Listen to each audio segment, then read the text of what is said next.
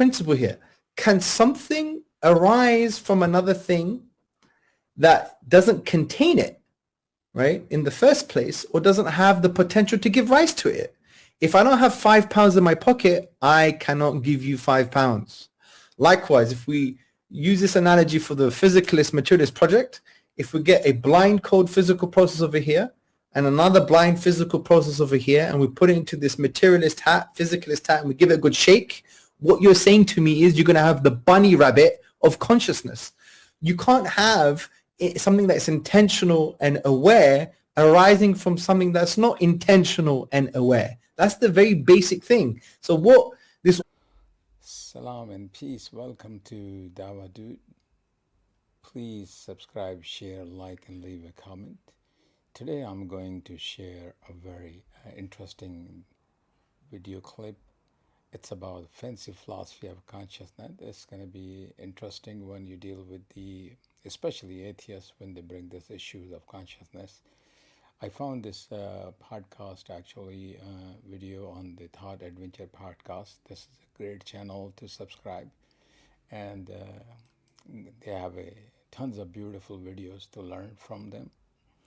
And let me share this one. This is very, very interesting. Yeah, and here's a principle to understand. Can something arise from another thing when it's not contained in that thing, or it doesn't have the potential to give rise to that thing? Like if I don't have £5 in my pocket, I can never give you £5. Materialism and physical stuff by definition are blind and non-conscious. They're cold. So can they give rise to something that is intentional, something that is aware? That is the kind of basic first principle we're dealing with here. If I don't have £5 in my pocket, I can't give you £5. So when we look into the pocket of materialism, it doesn't have the £5 of consciousness anywhere. So it can't give it to us. So you can't give rise to it unless you're willing to believe in magic. You're willing to believe in hocus pocus. That you get, a blind code physical process over here. You get another blind physical process over here. You put it into this physicalist hat, materialist hat, and you give it a good shake, and all of a sudden you have something that is, intentional and aware. With all due respect, people who argue this are literally telling us you need to believe in magic.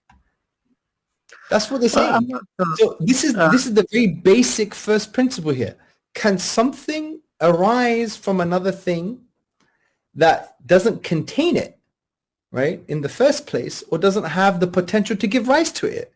If I don't have £5 in my pocket, I cannot give you £5.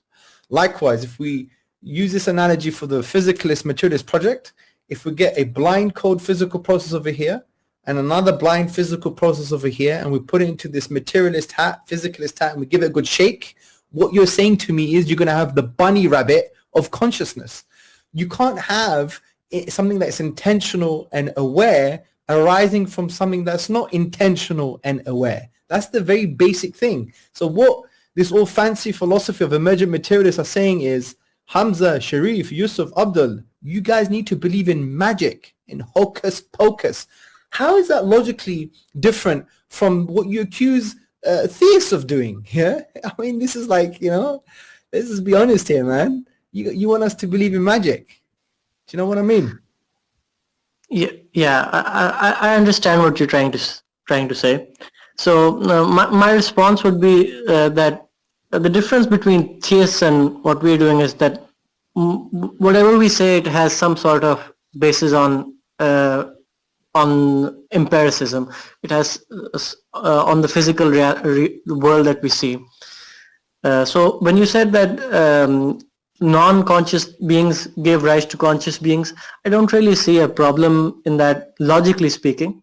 Like, it's sort of, I think, what's that fallacy called? I think composition fallacy or something, that just because the parts don't have a certain property doesn't mean that the sum of it can't have it. It's like saying that when you break an atom up, it it gives off energy. Why does it give off energy? There's a certain point when you get to the final explanation, you can't go beyond that. So the fact that different physical processes such as neurons firing and the organ of the brain existing leads to the experience of consciousness, this would be as far down as an explanation that we can give. So there's no explanation beyond that. And I don't think that would be... You're already assuming a physicalist ontology. That's the problem. You're already assuming emergent materialism to be true. You're already assuming a materialistic philosophy. This is like the problem in the discourse. If you assume I'm not trying to prove it. I'm not trying to prove it. I'm just trying to show that there's nothing logically incoherent or logically contradictory in holding the view that consciousness is a result of materialistic things such as the brain. There's nothing logically contradictory or absurd about it. That's the only position that I'm trying to defend. I'm not trying to say that my is correct. The only the logical problem that I would say is that you can't answer two key questions. That's the problem. And these are key questions concerning consciousness. The epistemic gap, meaning we don't know after looking at all the material physical stuff what it's like for specific conscious organism to have a conscious experience. And we don't know why that conscious experience arises from seemingly cold, non-conscious physical processes. That the emergent materialist project can't answer those two key questions. That's the point.